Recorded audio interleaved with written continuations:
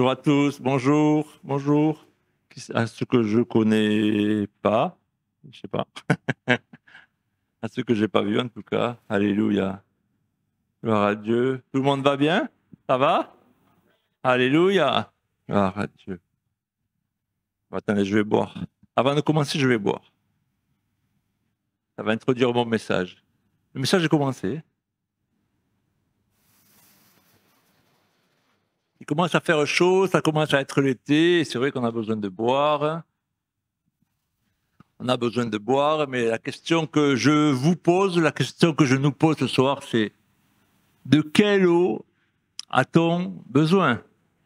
De quelle eau a-t-on besoin?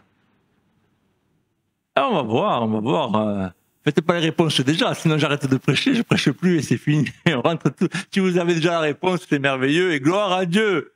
Je crois que beaucoup ont la réponse à cette question.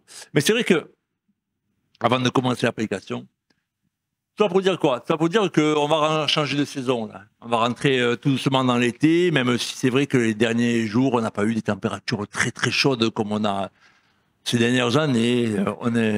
On s'habitue un peu, tout doucement. On rentre petit à petit dans les beaux jours. Enfin, dans les beaux jours, on y est, mais voilà, mais les fortes chaleurs ne sont pas encore là. Et gloire à Dieu, parce que c'est vrai qu'ici, en Corse, l'été est particulièrement chaud et même très très chaud, hein, des 30 degrés, des 35 degrés et parfois même des 40 degrés.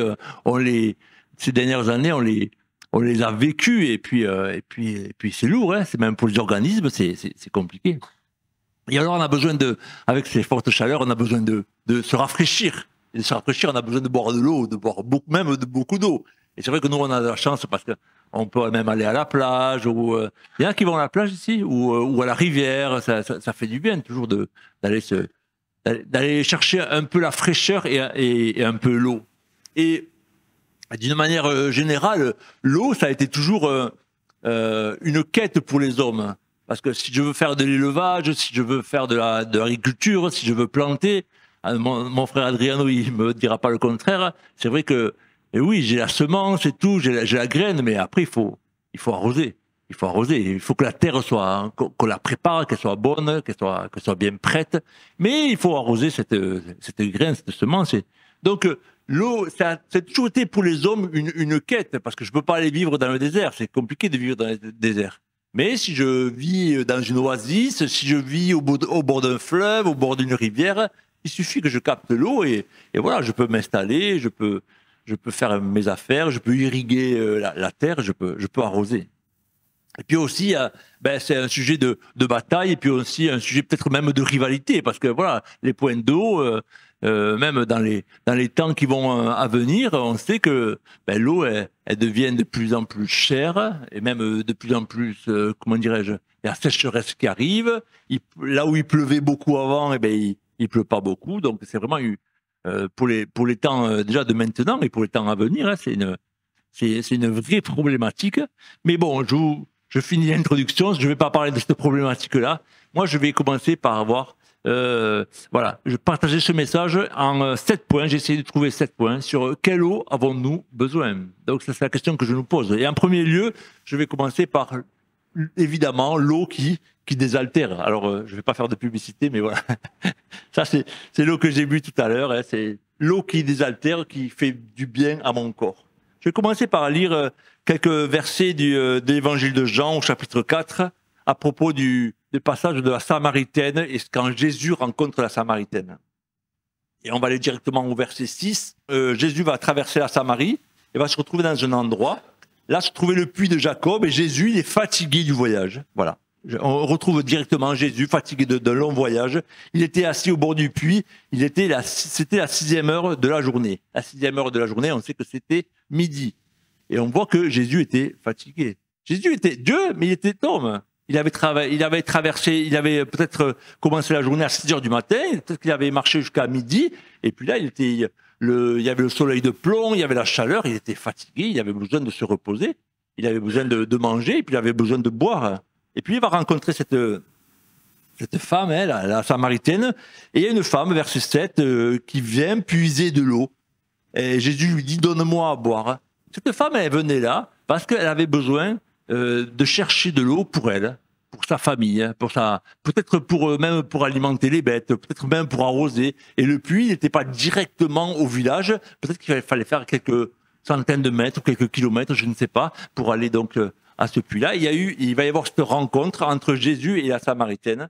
Et donc on voit déjà que à ce moment-là, la Samaritaine, elle va chercher de l'eau. Alors on passera un peu le message ou pourquoi elle était toute seule, parce que c'est vrai qu'elle était dans une vie de péché, mais c'est pas le point que je vais aborder tout de suite en tout cas. Et Jésus va demander, donne-moi de l'eau, donne-moi à boire. Jésus demande de l'eau. Et donc elle va pas comprendre.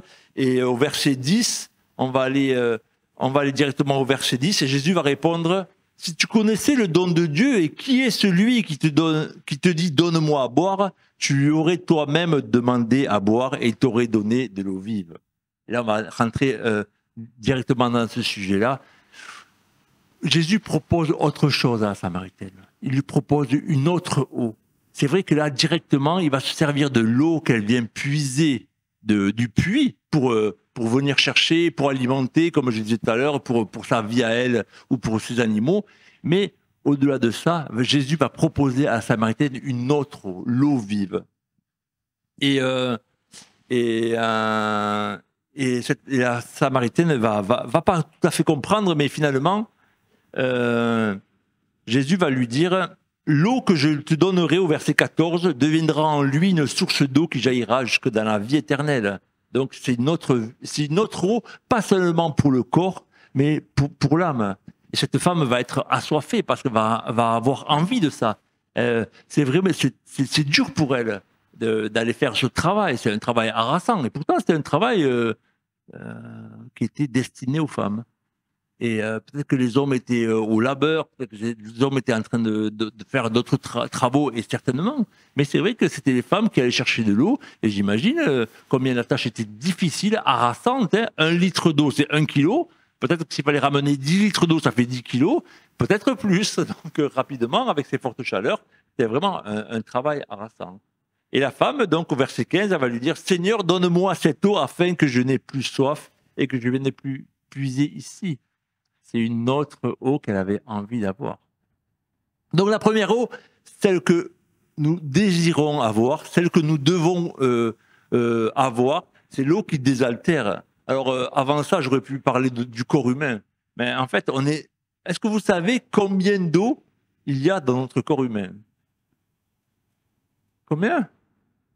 Un peu moins de 75%. Alors ça dépend des hommes et des femmes. C'est moi, j'ai cherché, c'est pas la misogynie, c'est la vérité. Il y a entre 50% pour les femmes et 60% pour les hommes. Il y a plus d'eau peut-être chez les hommes que chez les femmes, je sais pas. Mais grosso modo, j'ai calculé. Une femme de 60 kilos, elle possède grosso modo 30 litres d'eau en elle. Hein. Est-ce que c'est beaucoup? C'est énorme, c'est énorme. Un homme de 80 kilos, il a 50 litres d'eau dans son corps. Est-ce que... Oui, c'est la vérité. C'est pas moi, c'est l'ordinateur. Je fais que retranscrire. Je suis pas expert dans ce domaine-là. Donc c'est vraiment beaucoup. Notre corps est composé d'eau. Donc on a besoin vraiment de l'eau dans notre corps. Et rien que le cerveau, par exemple, le cerveau il est composé à 90% d'eau. Donc imaginez si on oublie de boire. Imaginez si voilà. On ne buvait pas, on ne se désaltérait pas, c'est important. Moi, je vous conseille, je vous encourage chacune de boire de l'eau et même au moins 2 litres d'eau par jour, si c'est possible, même plus. C'est une vérité.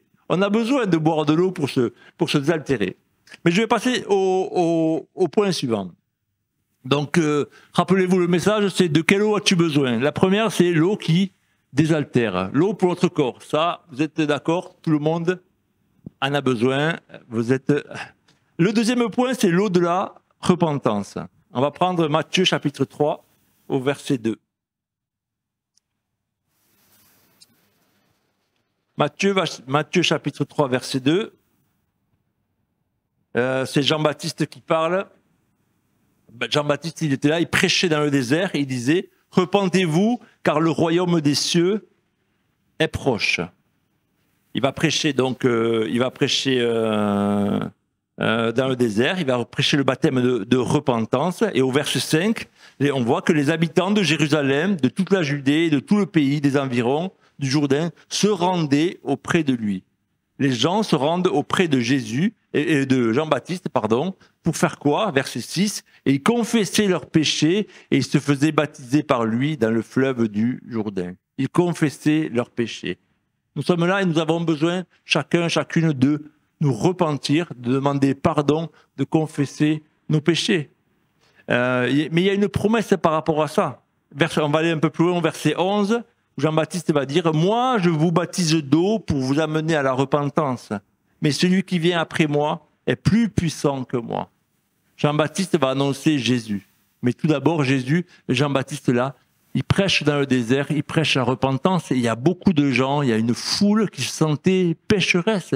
Et les gens venaient, ils demandaient pardon pour le péché. Et Jean-Baptiste, est-ce qu'il est là, il est baptisé. Il est baptisé parce qu'ils avaient la soif de la repentance, un esprit de repentance qui était sur eux. Quand même, si on veut regarder un peu Jésus, est-ce que Jésus il est passé par le baptême de Jean-Baptiste? Tout le monde sait que oui. Qui c'est qui a baptisé Jésus, pardon? C'est Jean-Baptiste. Jésus est venu. Jean-Baptiste, il n'a pas compris, mais il a dit laisse faire, tu comprendras après. Mais Jean-Baptiste a baptisé Jésus. Et Jésus lui-même dira plus tard, en vérité, je te le dis, si un homme ne naît d'eau et d'esprit, il ne peut entrer dans le royaume de Dieu. Donc, nous devons naître d'eau, nous devons naître d'esprit, mais avant de naître d'eau, on doit avoir ce baptême de repentance. Donc, nous devons saisir ce baptême, cette eau de la repentance, que chacun soit rempli de la repentance pour venir à Jésus. La repentance pour rentrer dans le royaume de Dieu, la repentance pour accéder à la nouvelle naissance, à travers le baptême d'eau. Peut-être qu'ici, il y a plusieurs qui n'ont pas été baptisés d'eau. Peut-être que plusieurs, je pense que tout le monde a reçu Jésus dans son cœur, a reçu Jésus dans sa vie, pardon. Et c'est une bonne chose, et gloire à Dieu. Mais moi, je t'encourage, si tu n'as pas passé par le baptême d'eau, à demander le baptême. Ici, on a un baptistère et c'est merveilleux. Ici, on a une école des disciples et il y a des gens qui sont là pour faire l'enseignement, mais oublie peut-être le baptême que tu as reçu quand tu étais bébé, celui qu'on t'a imposé. Maintenant que tu grandis, maintenant que tu es mature, maintenant que tu as décidé par toi-même de dire « Oui, je veux suivre Jésus, alors je veux aller plus loin avec lui, je veux devenir disciple, je veux rentrer dans les eaux du baptême. » Et moi, je t'encourage, alors ce soir, pas maintenant, mais après le culte, ou aller voir le pasteur et de dire « Oui, j'ai envie d'aller plus loin. » Mais je veux pas juste pour dire « Ouais, je veux m'engager avec Jésus. Je veux être un disciple de Jésus et je veux me faire baptiser. » Amen. Amen. Alléluia. Gloire à Dieu. C'est l'eau de la repentance. Moi, j'encourage chacune à avoir besoin de cette eau et cette eau de la repentance, on a chacun besoin. La troisième eau, c'est l'eau de l'humilité. Alors on a envie de suivre Jésus, on a envie de lui ressembler et on va voir ce qu'a fait Jésus. Jean chapitre 13, au verset 4, Jésus va nous montrer l'exemple. À nous qui sommes des disciples de Jésus, à nous qui voulons suivre Jésus, à nous qui voulons faire sa volonté, faire comme lui. Jean chapitre 13, verset 4, Jésus se leva de table, ôta ses vêtements, il prit un linge dont il se ceignit. Ensuite, il versa de l'eau dans un bassin et il se mit à laver les pieds des disciples. Il les a essuyés avec le linge dont il était ceint. Quel acte d'humilité! Il était Jésus, il était Dieu. Et il s'est humilié. On sait après qu'il s'est humilié jusqu'à donner sa vie sur la croix. Mais avant ça, on est le jour avant Pâques, avant avant d'avoir été enlevé, je crois. C'est ce jour-là. Jésus va montrer l'amour qu'il manifestait à ses disciples. Il va juste se ceindre d'un drap ou d'un linge autour de lui et il va commencer à laver les pieds de ses disciples. Bien sûr, il y a Pierre qui va pas vouloir. Il va dire non, moi, tu me feras jamais ça. Mais Jésus lui expliquera. Ce que je fais maintenant, tu ne le comprends pas, mais tu le comprendras bientôt. Et au verset 14, Jésus nous enseigne et nous commande même, c'est un commandement, il dit « Si donc je vous ai lavé les pieds, moi le Seigneur et le Maître, vous devez aussi vous laver les pieds les uns aux autres. » Ce que Jésus nous demande, de nous laver les pieds les uns les autres. Ça veut dire quoi? Ça veut dire qu'il faut venir à l'église et laver les pieds des frères et sœurs? Ben oui, pourquoi pas? Pourquoi pas? On pourrait le prendre au premier degré. On pourrait le prendre au premier degré. Alors c'est vrai qu'à l'époque, il marchait pieds nus, ou il marchait avec des sandales, il y avait beaucoup de terre, il y avait beaucoup de boue, il n'y avait pas de voiture, et nous on arrive avec les pieds propres, on a des chaussettes, et c'est merveilleux. Et il était coutume que même quand il rentrait dans une maison, il lavait les pieds avant de pouvoir passer à table. Ça, c'était la coutume. Mais c'est ce que Jésus nous demande, c'est de nous humilier. Regarde ton frère, regarde ta sœur, regarde comme s'il était au-dessus de toi. Qu'il n'y ait pas d'orgueil, qu'il n'y ait pas d'esprit de supériorité au milieu de nous. On doit passer par vraiment cette humilité. Si tu aimes ton frère, regarde-le ton frère et ta sœur, celui qui est à côté de toi. Regarde-le. Demande-lui, est-ce que tu veux que je te lave les pieds? Sentez-vous libre, sentez-vous libre.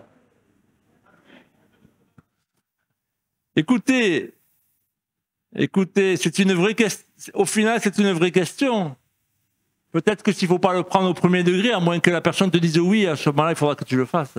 Mais ce que je veux dire au-delà de ça, ça veut dire quoi, laver les pieds de ton frère ou de ta sœur? Ça veut dire mets-toi au son service. Vous êtes avec moi? Je vous ai perdu?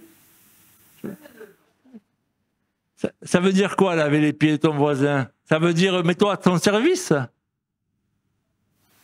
Le pasteur l'a fait. Le pasteur l'a fait. Et je vous le dis entre nous, l'autre jour, je voulais le faire. Je voulais que toute l'église le fasse. Je le dis parce que le pasteur n'est pas là. Ça ne s'est pas fait aujourd'hui, mais un jour, je pense que ça se fera. Le pasteur nous a montré l'exemple, merci Madé. Ils se sont mis là avec Marlène, tous les deux, et nous sommes là passés, et ils nous ont lavé les pieds. Et pourquoi nous, on ne pourrait pas le faire? Le lavement des pieds, c'est le service suprême, peut-être. C'est je m'agenouille, je me mets là, à ta disposition pour te dire, qu'est-ce que tu as besoin? De quoi tu veux? Comment je peux t'aider dans ta vie?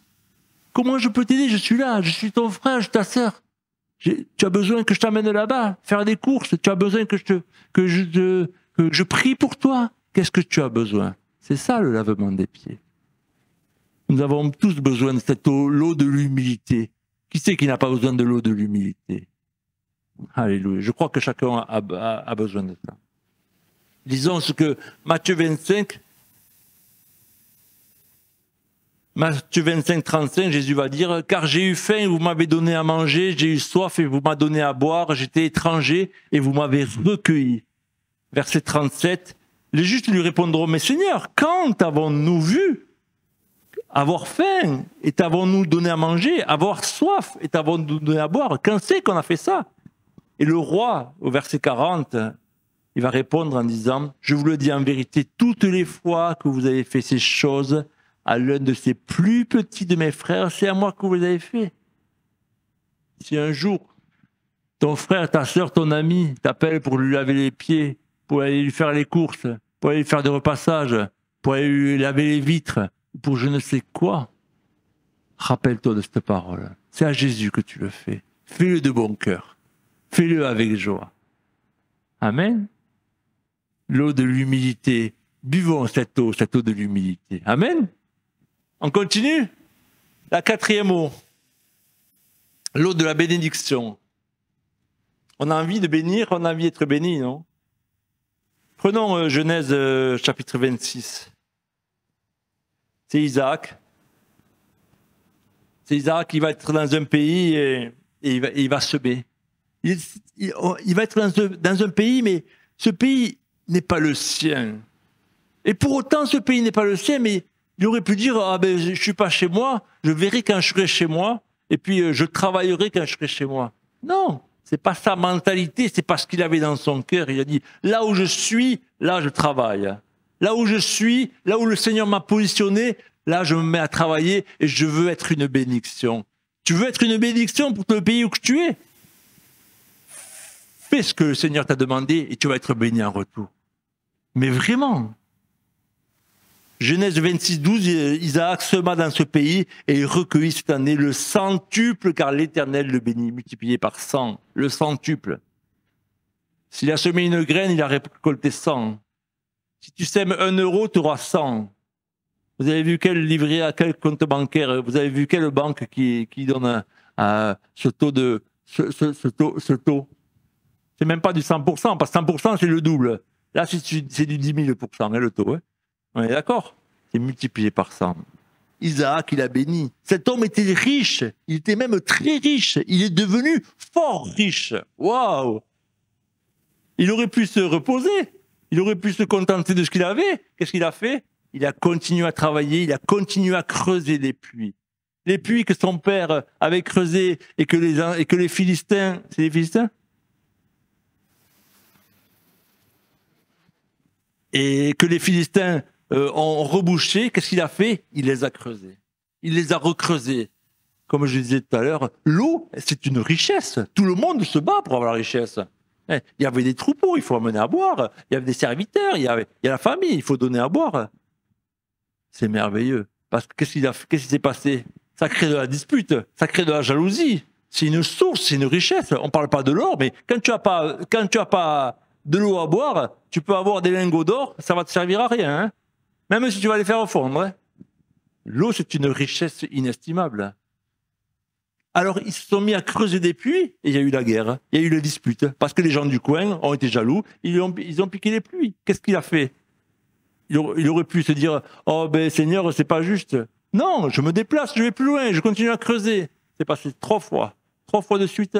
Et on lui a pris son puits. Il a continué à creuser. Et finalement, il est arrivé à s'installer dans un endroit où Dieu voulait. Mais il a été une bénédiction, il a été béni en retour.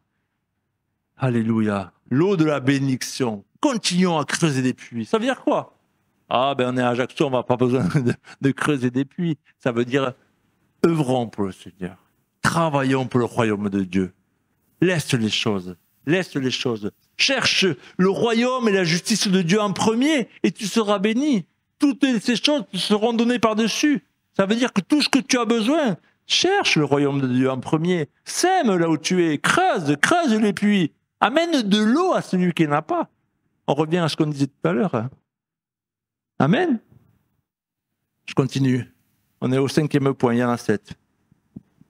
L'eau de la multiplication. Qui c'est qui a envie d'avoir l'eau de la multiplication? Qui c'est qui veut boire l'eau de la multiplication? Qui c'est qui veut multiplier? Qu'est-ce que vous voulez multiplier? Vos finances? Ouais, pas mal. Encore, il y a plein de choses. Tu peux multiplier. Le Seigneur est un Dieu de la multiplication, il n'y a aucun problème. Hein. On vient de voir Isaac, il a reçu le centuple, multiplié par 100. Alors, Luc chapitre 5, verset 3. Alléluia. Là? C'est trop rapide. Hein. C'est beaucoup plus rapide que moi.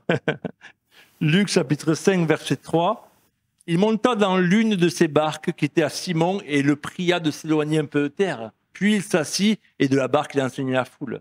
Lorsqu'il eut cessé de parler, il dit à Simon, « Avance en pleine eau et jetez vos filets pour pêcher. » Tout le monde connaît ce passage. Hein. On le connaît par cœur, ce passage.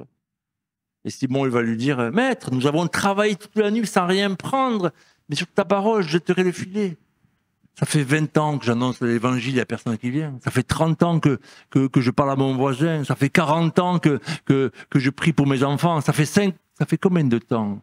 Toute la nuit? Est-ce que tu es fatigué? Est-ce que tu es épuisé? Est-ce que ça fait combien de temps que tu pries pour ta femme, pour ton mari, pour tes enfants, pour ton voisin, pour tes parents? Est-ce que tu t'es arrêté? Qu'est-ce qu'il a fait, Simon? Jésus lui a dit, jette le filet. Je m'arrête, j'ai fait travailler toute la nuit. Je ne suis pas pêcheur, mais j'imagine que c'était fatigant. Je ne suis pas pêcheur, mais j'imagine que travailler toute la nuit, aller et rien ramener chaque fois, on ramène le filet, il est vide. C'est même, comment dirais-je, décourageant, merci. C'est ça le mot. Est-ce que tu es découragé? Peut-être que tu es découragé. Le Seigneur te dit, et te regarde et te parle ce soir. Tu veux voir l'eau de la multiplication dans ta vie? Tu veux voir l'eau de la multiplication dans ta vie? Jette le filet. Jette le filet pour pêcher. Ne t'arrête pas. Tout à l'heure, on était à l'Alliance et on priait pour les âmes et certains sont là et d'autres ne sont pas là. Et on dit, on prie, on arrose. On arrose. La semence a été semée dans les cœurs et nous, notre prière, c'est je mets de l'eau. Comment je fais? Je mets de l'eau. Je prie. Je prie. Des fois, je vais voir la personne et je lui reparle. Et si je ne la vois pas, parce que si je ne la connais pas, je prie. Je suis un intercesseur. C'est moi qui arrose. Par ma parole, par la parole de Dieu, par ma prière, il y a de la puissance. Et les gens vont se redonner à Jésus, vont revenir à Jésus. N'abandonne pas. N'abandonne pas. Tu es un pêcheur d'hommes. Alléluia. Je le crois. Verset 6, l'ayant jeté, ils prirent une grande quantité de poissons et leur filet se rompait. Alléluia. Heureusement qu'ils ont obéi. Hein? Heureusement. Hein? Jésus était dans ta barque. Est-ce que Jésus est dans ta barque? Est-ce que Jésus est dans ta vie? Est-ce que Jésus est dans ton cœur? C'est la même chose. Hein? C'est la même chose. Hein? Jésus était dans leur barque, Jésus est dans ta maison. C'est la même chose. Hein? Juste, toi, eux, ils le voyaient, mais ils ne le connaissaient pas. Et toi, tu le connais parce que tu as la parole de Dieu. Tu as tellement de connaissances de Dieu, de la parole de Dieu, que eux, à ce moment-là, ils ne connaissaient rien du tout. Jésus, il ne savait même pas que c'était le Messie. Il avait vu faire quelques miracles, et encore à peine, parce qu'on est vraiment au début du ministère de Jésus. Donc il était là, il leur a demandé de travailler, d'aller un peu plus loin, de jeter les filets. Alléluia. Ils firent, le verset 7, ils firent signe à leurs compagnons qui étaient dans l'autre barque de les aider. Ils vinrent et remplirent les deux barques au point qu'elles enfonçaient. Alléluia. La pêche a été miraculeuse, à tel point qu'ils ne se sentaient pas dignes, à tel point qu'ils ont tout laissé là. Ils l'ont suivi. Vous vous rendez compte? C'était leur travail. Ils ont pêché toute la nuit, ils n'ont rien pris. Il y a eu une pêche miraculeuse, ils n'en voulaient pas, ils voulaient autre chose, parce que Jésus avait autre chose à proposer. Waouh! Et Jésus a bien plus. Est-ce qu'on veut boire de cette eau de la multiplication? Moi, je la veux. Moi, je veux aller jeter le filet. Moi, je veux continuer à annoncer la parole. Moi, je veux continuer à sortir et à proposer à Jésus. Je peux prier pour toi. Jésus t'aime, mon ami. C'est ça qui se passe dehors. On l'a vécu l'autre jour. C'est merveilleux. Alléluia. Après la résurrection, on va retrouver Jésus. Il est en train de faire un petit feu, là, Jean chapitre 21. Et les disciples, ils sont retournés à leurs affaires, comme pêcheurs. Et puis là, ils sont sur la barque dans le lac.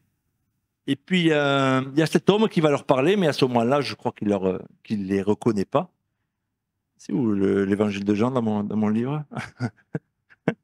Jean chapitre 21, verset 5. Et Jésus va leur... J'arrive pas. Gloire à Dieu. Jésus leur dit, « Enfants, n'avez-vous rien à manger ?» Ils lui répondirent non. Il leur dit, « Jetez le filet du côté droit de la barque. » Réfléchis à ça. Réfléchis à ça, du côté droit de la barque. Qu'est-ce qu'il est en train de dire, Jésus? Jetez le filet du côté droit de la barque et vous trouverez. Peut-être qu'ils travaillaient, mais finalement, ils n'étaient pas au bon endroit. Peut-être qu'ils ne faisaient pas de la bonne façon, de la bonne méthode. Ils travaillaient. Là, il ne leur disait pas, allez plus loin. Il leur dit, non, c'est pas là, c'est ici. Demande au Saint-Esprit de te conduire et de te dire, où c'est que je dois aller? Vers qui je dois parler? À qui je dois parler de Jésus? Alléluia. Le côté droit de la barque, mais c'est qui? C'est mon voisin de droite? C'est mon voisin de gauche? C'est quoi? Écoute le Saint-Esprit. Pose-lui la question, le Saint-Esprit va te parler. Tu recevras la réponse. Tu recevras la réponse. J'ai expérimenté. Et j'ai expérimenté, je vous le dis, j'ai expérimenté et j'ai reçu la réponse. J'étais pas au bon endroit, je suis allé à côté. Alléluia. Jetez le filet du côté droit de la barque et vous trouverez. Ils le jetèrent donc. Ils ne pouvaient plus le retirer à cause de la grande quantité de poissons. Alléluia. Quand nous écoutons la voix de Dieu, quand nous obéissons au Seigneur, au Saint-Esprit, il veut nous multiplier tout ce qu'on a. L'or et l'argent lui appartiennent. Aucun problème avec les finances du Seigneur. Aucun problème. Toi, tu sais pas comment il va faire, moi non plus, mais le Seigneur laisse faire. Ton frigo, il va le remplir. Ton porte-monnaie, il va le remplir. Tu n'as plus d'argent pour les factures, laisse faire. Peut-être un frère, peut-être une sœur, peut-être que la facture, elle sera acquittée, ou elle sera déjà payée. Rentre dans le miracle de Dieu.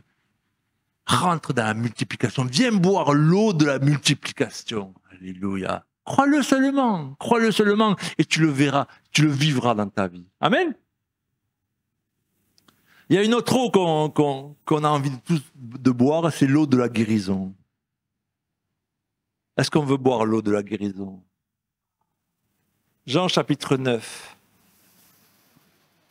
C'est cet homme qui était né aveugle. Et au verset 5, au verset 6. Après avoir dit cela, il cracha à terre et il fit de la boue sur les yeux de l'aveugle. Étonnant, hein, la méthode de Jésus le médecin, de Jésus le pharmacien. On ne comprend pas, hein. C'est ce que je viens de dire tout à l'heure. Des fois, on ne comprend pas. On n'a pas besoin de comprendre, juste la foi. Carlos a répété tout à l'heure, ayons la foi, que notre foi augmente. Arrêtons de réfléchir, arrêtons de comprendre, arrêtons de dire « Oui, mais alors si je fais ça, il va se passer ça. » Non, ça ne se passe pas comme ça, le Seigneur. Fais confiance, obéis aveuglément, obéis à la voix de Dieu. Alléluia. Il appliqua cette boue sur les yeux de l'aveugle et lui dit « Va et lave-toi au réservoir de Siloé, le nom qui signifie envoyé. » Il y alla et se lava et s'en retourna voyant clair. Waouh! Il s'est lavé au réservoir de Siloé. Il est allé chercher sa guérison. Il aurait pu rouspéter. Il y a des amis qui auraient pu lui dire « T'as vu ce qu'il a fait à tes yeux ?» Lui, il ne le voyait pas, évidemment. Il y avait de la boue, mais peut-être qu'il le sentait, peut-être qu'il y avait des odeurs. Les non-voyants sont sensibles à bien d'autres sens que nous, au niveau du toucher, au niveau de l'odeur, etc., etc. En tout cas, il y a des amis qui auraient pu lui parler. Mais non, Jésus lui a dit « Va et lave-toi ». Il est allé, il s'est lavé, il a été guéri. Un autre exemple, chapitre 5.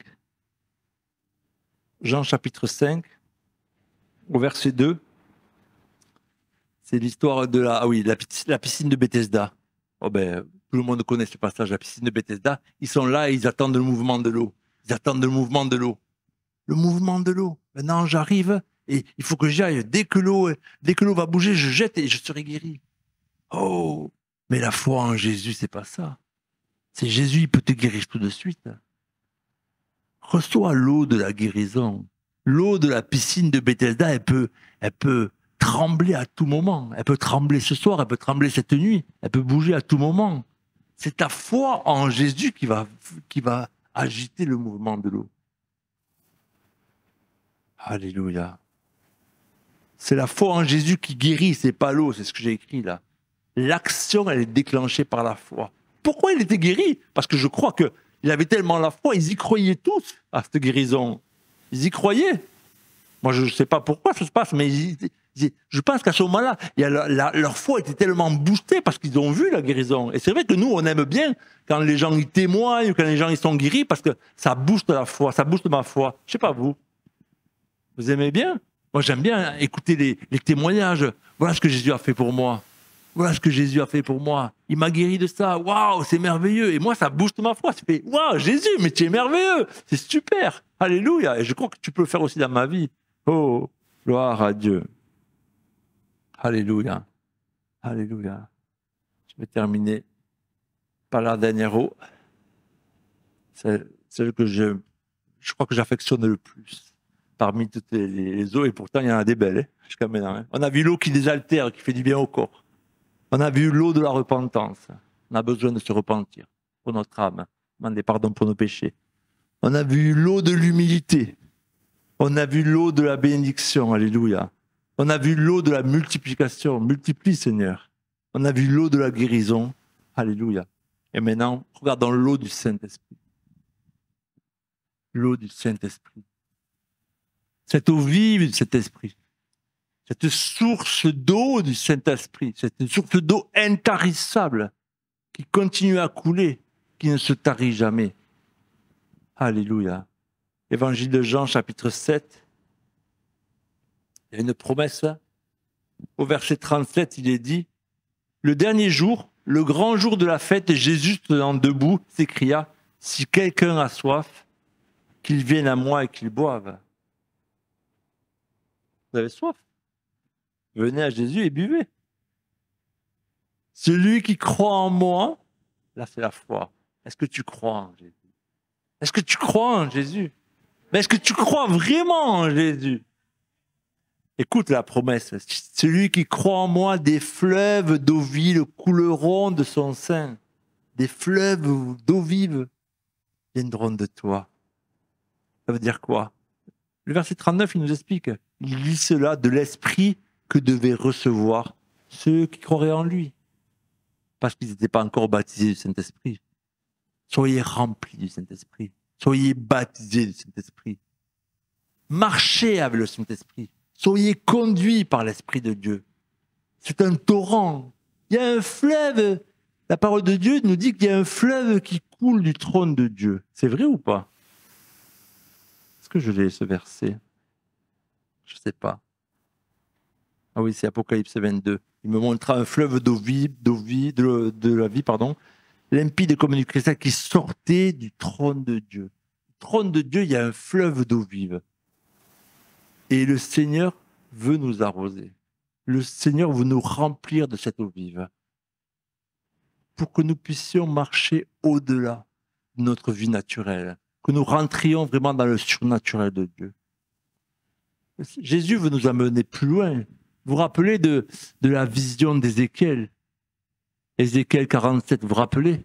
Quand il commence à marcher dans ce torrent, dans ce fleuve, et puis l'eau, elle arrive jusqu'aux chevilles, et puis continue à marcher, et puis l'eau, elle arrive jusqu'aux genoux, et puis continue à marcher, et puis l'eau, elle arrive jusqu'aux reins. Et au bout d'un moment, ben voilà, il faut nager parce qu'il n'a plus de pied. C'est ce que le Seigneur nous demande. C'est là où il veut nous amener. Est-ce que nous, on est prêts à rentrer vraiment dans le fleuve d'eau vive de Jésus, dans ce torrent? Est-ce que ça nous suffit de regarder ce fleuve-là, ou d'être un peu éclaboussé à un moment donné où j'ai reçu des choses merveilleuses. Ah, c'était trop bon, la louange. Oh, merci pour la louange, c'est trop bien. J'ai senti des émotions. Je crois que ça, c'est bien, mais c'est des éclaboussures. C'est super, hein? Gloire à Dieu. Hein? Là, j'ai senti, j'ai reçu une guérison l'autre jour. Ah ouais, gloire à Dieu. Peut-être que là, tu as eu de l'eau jusqu'aux chevilles à peine. Jésus veut t'amener plus loin. Jésus veut nous amener plus loin. Moi, ce que je demande, c'est, je veux rentrer, je veux vraiment nager, avancer à nos profondes. J'ai vraiment envie de rentrer dans le fleuve de Dieu, dans le torrent de Dieu. Alléluia. Alléluia. L'esprit et l'épouse disent viens, et celui qui entend dise viens, et que celui qui a soif vienne, que celui qui veut prenne de l'eau de la vie gratuitement. Alléluia. C'est Apocalypse 22, 17. Gloire à Dieu. Amen. Je nous encourage à vraiment désirer, être assoiffé de l'eau du Saint-Esprit. Comme on a vu tout à l'heure, l'eau qui est là, on a besoin de boire et c'est nécessaire à notre corps et c'est vital. Je ne vous dis pas d'arrêter de boire, je dis au contraire, buvez encore plus. Et vous ferez du bien à votre corps et uniquement à votre corps. Pour faire du bien à votre âme, vous devez recevoir Jésus comme votre Seigneur et votre Sauveur. Vous devez vous repentir, demander pardon pour vos péchés. Et Jésus viendra habiter en vous. Et ça, c'est merveilleux. La prière du salut. Je t'encourage à faire cette prière. Alléluia. Pardon, Seigneur Jésus. Pardon pour mes péchés. Alléluia. Je t'encourage à boire l'eau de l'humilité. si peut-être tu avais beaucoup d'orgueil, si peut-être tu étais fier, si peut-être tu étais au-dessus, tu t'es atteint peut-être d'un esprit de supériorité, je t'encourage à regarder tes frères et sœurs comme au-dessus de toi. Va laver les pieds de ton frère et de ta sœur. Alléluia. Je t'encourage aussi à aller boire l'eau de la guérison pour ton corps. Tu as besoin, même pour ton âme. Et puis, multiplie, travaille pour le Seigneur. Alléluia. Et puis, je t'encourage à aller boire l'eau de la guérison, on l'a dit, l'eau de la multiplication, et puis la dernière, l'eau du Saint-Esprit. Reçois le Saint-Esprit. Désire le Saint-Esprit. Et soif d'être baptisé du Saint-Esprit. C'est une promesse pour chacun.